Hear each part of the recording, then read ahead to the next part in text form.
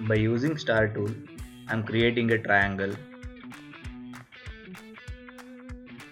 So just take one triangle and use multiple duplicates or multiple copies and place according to the shape of the tree.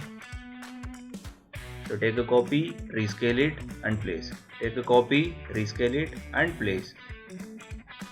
So select everything, Windows, under Windows use Pathfinder, the first option, Unit.